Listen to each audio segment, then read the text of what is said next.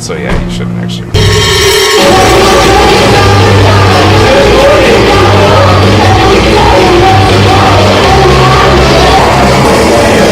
Extra stevia.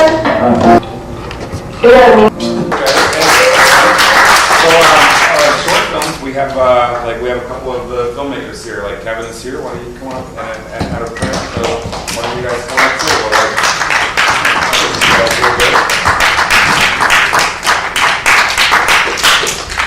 Alright, so Kevin's here. Film kind of depicts the film challenge, and your film actually was part of a film challenge, right? Yeah.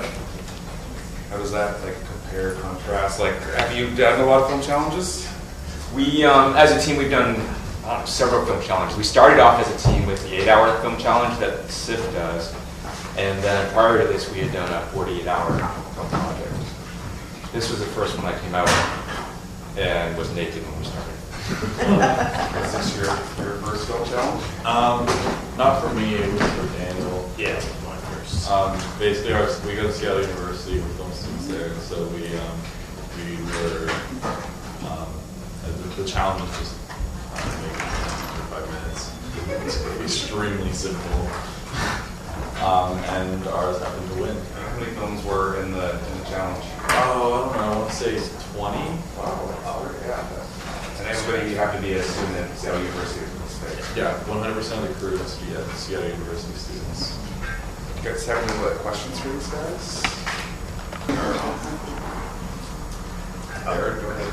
Hey, for me, this is my first film in college, so I'm kind of just about finishing it, to be honest.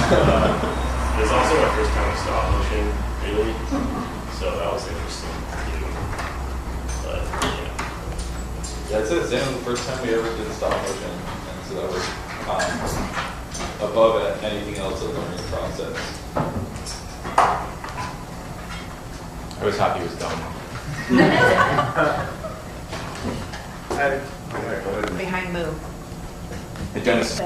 I think it was a compilation of just having worked on a bunch of different film projects and seeing the dynamics of the people in different films, both ours as well as other crews, and just inspired. You know, my nephews also have food allergies, so I had that angle and thought about how to use humor to kind of bring awareness to it without being a heavy documentary kind of type of movie.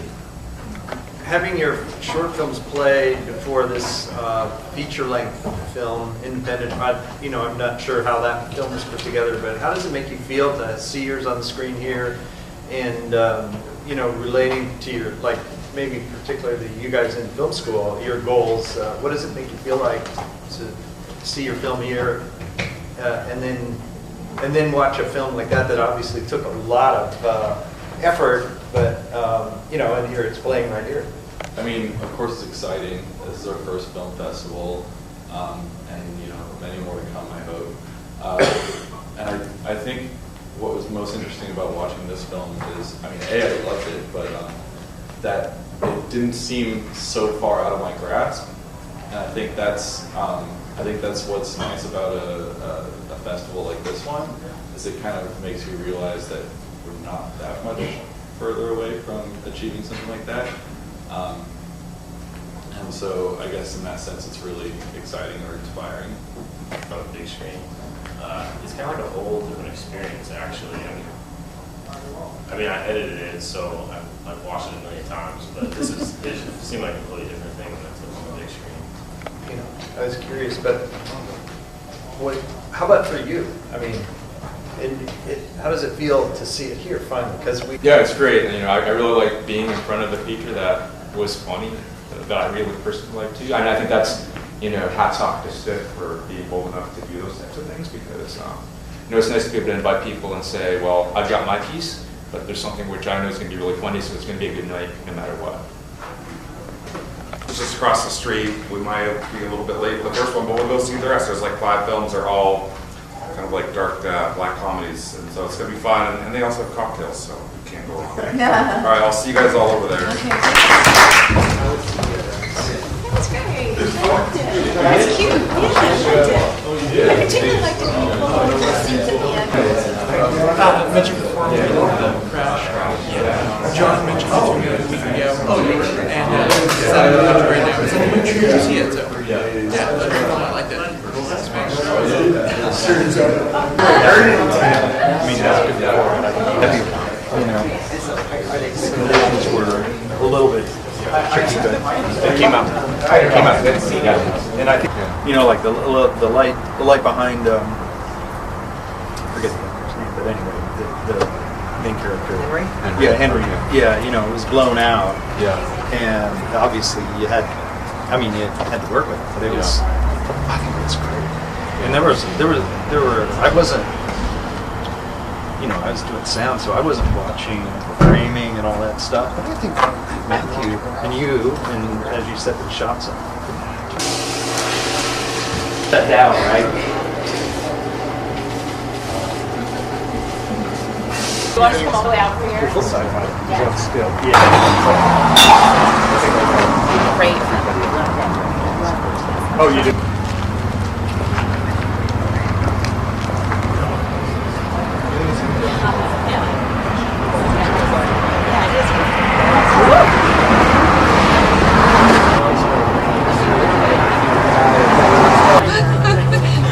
I was like, okay, I can't ask that then. You should have asked it. Maybe that when Lisa did that. A lot of times you just take that one.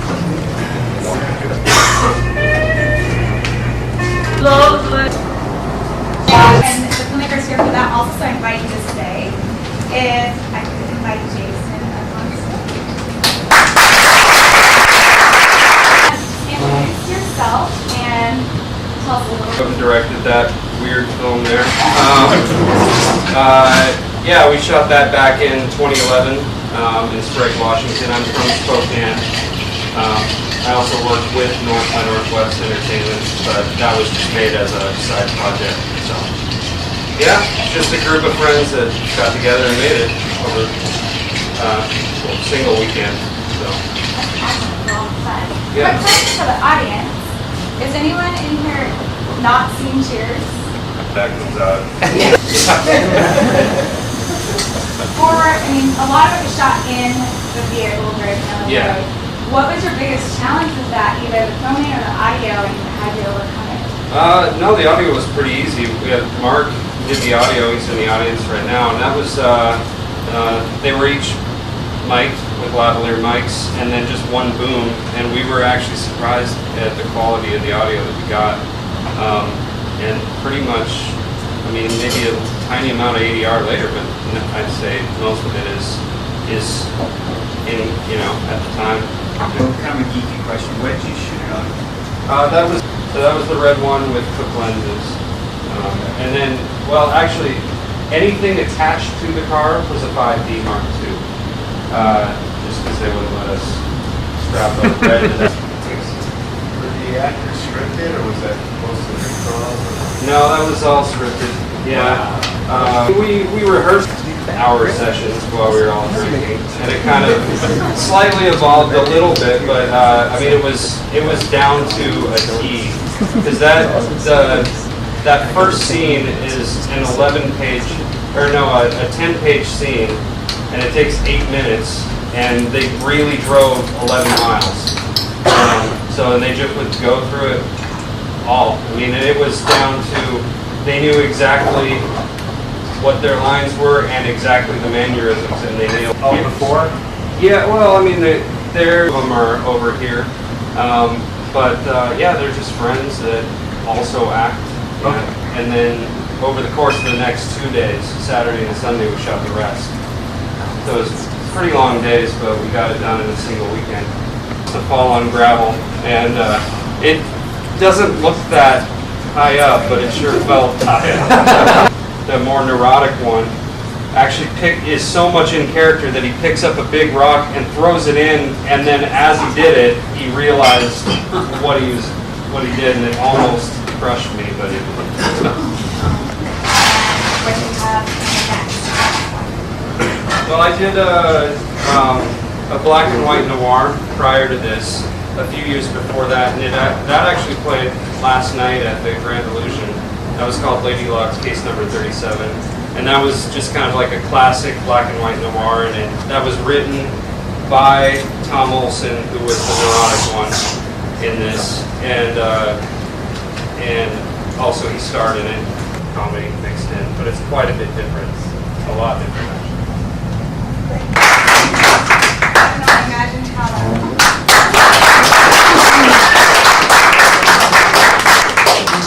Gonzalez, the producer, editor, and sound designer, AD on the. He didn't do much. and co-writer too. Oh yeah.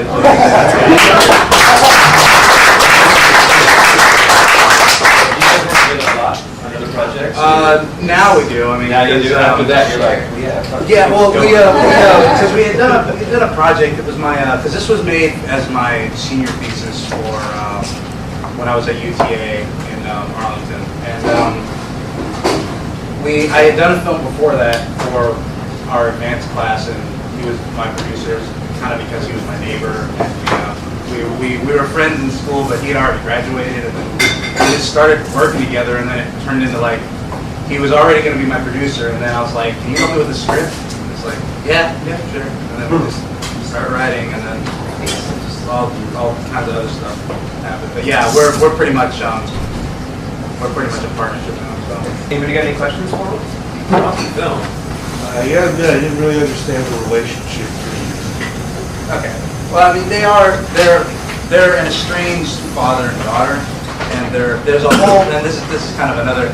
It's kind of another lesson I learned, because even though I was a student filmmaker, I think we're all kind of students still, because with everything we kind of learn more and more. But there was a whole other section of the movie that we eventually cut out because it wasn't working. Because like, God, what was it? It was stuff I did with my family. There was a whole. That's a tough guy move right there. Yeah, it kept that much out. And that's the thing. It's kind of. I mean, I'll say this, but he said it. You'll know why I give him credit. But you gotta kind of learn in filmmaking to kill your babies and just make sure to hold it down and focus on it. Make eye contact. That's what it's gonna feel like, and that's a lesson I think I learned because I realized this isn't working. It's gonna go. Good. I might steal that. Well, I actually have family members in it, almost a little bit of an antagonist in it, but his performance isn't really up to par, so we just kind of cut all of it out, which that's kind of heartbroken to tell him. He was like, it's fine, I know. I was like, oh, okay, that works. So.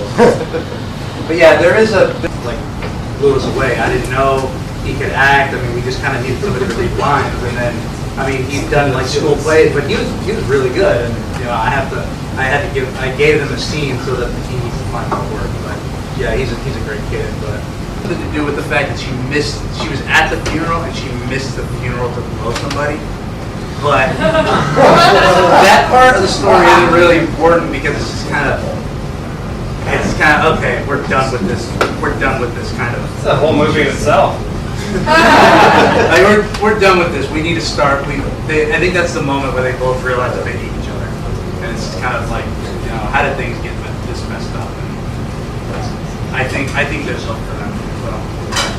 And in the future, just one little thing between that father and daughter. But the camera work stuff that's done in the montage is pretty hard to pull off, especially with something so small. You guys are really good. Thank you very much.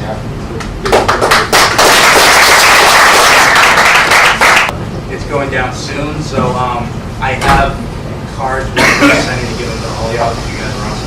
Post it on the Facebook. I will. Post the whole name, the whole collection, like anything from people good. Oh yeah. Patch those shots together. New play armor. They're just about ready to go.